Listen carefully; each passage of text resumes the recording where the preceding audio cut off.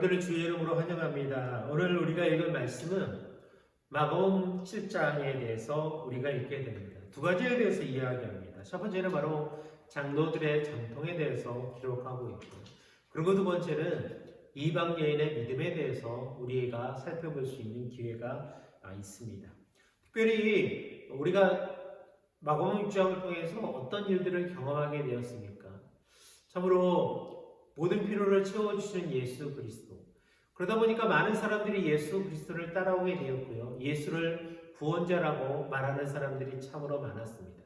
그런데 그 시대에 주류를 이뤄가고 있었던 장로들이 이러한 사람들이 예수 그리스도를 구원자라고 말하는 것에 대해서 매우 기분이 좋지 않았습니다.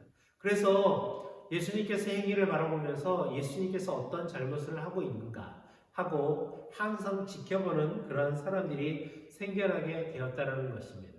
그런데 어느 날 예수 그리스도의 제자들이 손을 씻지 않고 밥을 먹게 되는 그런 상황이 벌어지게 되었습니다.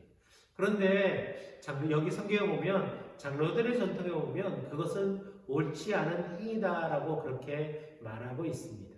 우리가 지금 어쩌면 밥을 먹을 때 집에 들어갈 때 손을 항상 씻지 않습니까? 손을 씻느냐, 손을 씻지 않느냐. 어찌 보면 그것이 코로나 시대에 당연한 걸로 여기지만 그 이전에는 손을 씻는 사람들도 있고 손을 제대로 안 씻는 사람들도 있지 않았습니까? 장로들의 전통이라는 것이 하나님의 말씀이 아니었기 때문에 그 시대에 그것을 꼭 지켜야 된다는 기준이 없었습니다. 그런데 사람들은 이것을 지키지 않으면 큰일 난 것처럼 그렇게 말하고 있다는 것이죠. 예수님을 향해서도 동일한 그런 물음으로 그렇게 말하고 있다는 것입니다. 왜 당신들의 제자들은 왜 손을 씻지 않고 그렇게 밥을 먹습니까? 라고 질문하고 있다는 것이죠. 그 가운데 예수님께서 이 장로들을 향해서 또한 그들과 함께 있었던 사람들을 향해서 무엇을 이야기하고 있습니까? 하나님의 말씀에 대해서 이야기하고 있다는 것이죠. 하나님의 말씀을 지키지 않으면서 장로들의 그런 전통만을 지키는 것은 옳지 않다는 것입니다. 왜 그렇습니까? 하나님의 말씀을 지켜야 되는 것이 믿는 자로서의 본분이라는 것입니다. 그런데 많은 사람들은 하나님의 말씀을 지키기보다도 장로들의 전통을 지킴으로 인해서 보여지는 그런 신앙의 삶을 살아가고 있는 것을 보게 됩니다.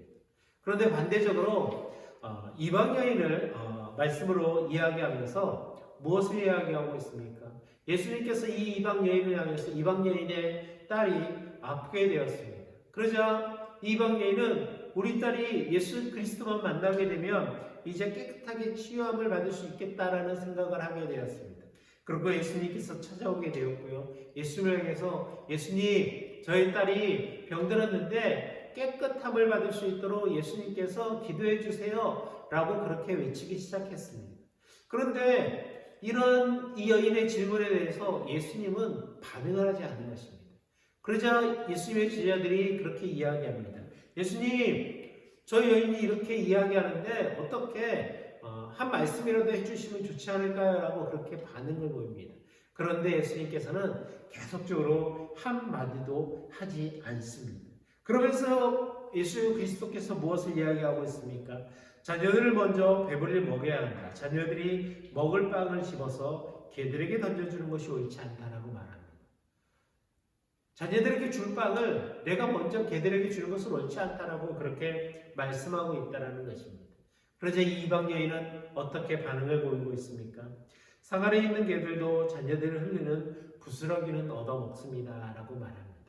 내가 먹을 그런 위치는 아니지만 그래도 떨어져 있는 그런 흘러가는 그런 은혜라도 내가 얻기를 원합니다 라고 그렇게 고백하고 있다는 것이죠. 예수님은 이 여인의 이러한 믿음을 통해서 내가 옳다라고 그렇게 말합니다. 그러면서 내 딸이 이제 치유함을 받게 될 것이다 라고 그렇게 말씀하고 있다는 것이죠.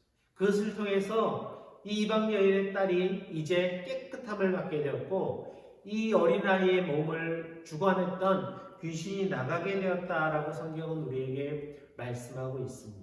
이 두 가지 사건을 통해서 우리는 무엇을 할 수 있습니까? 우리가 믿는 자로서의 삶을 살아가야 되는데 예수님을 향해서 우리의 믿음을 고백해야 되는데 그러한 고백을 드리지 못할 때가 참 많다는 것입니다. 예수님께서는 그러한 인생의 삶을 살아가고 있는 우리들을 향해서 무엇을 말하고 있습니까? 어찌 보면 장로들의 전통만을 고집하는 그런 모습들이 우리의 모습은 아닌가 한번 생각해 볼 필요가 있다는 것이죠. 이방 여인의 그러한 믿음이 우리 가운데 있어야 되는데 이방 여인의 믿음조차도 갖추지 못한 가운데 살아가는 삶이 너무나 많다는 것이죠. 오늘 우리가 말씀을 읽고 묵상하면서 우리도 하나님의 말씀 가운데 그 믿음 가운데 살아갈 수 있는 우리가 되게 해 주옵소서라고 기도할 수 있는 저와 여러분들이 되기를 소망합니다. 이 시간에 기도하도록 하겠습니다. 할렐루야. 사랑과 은혜가 충만하신 하나님, 우리가 날마다 주님을 소망하며 기도하며 나아가는 삶이 되게 주여 인도하여 주옵소서. 우리가 믿는다 함으로 인해서 그 믿는 것을 인해서 우리의 행위로 아무것도 하지 않는 그런 인생이 아니라 이방 여인처럼 우리의 인생 가운데 우리와 함께 하시는 주님을 날마다 고백할 수 있는 우리의 삶이 되게 주여 인도하여 주옵소서. 예수님의 이름으로 기도합니다. 아멘.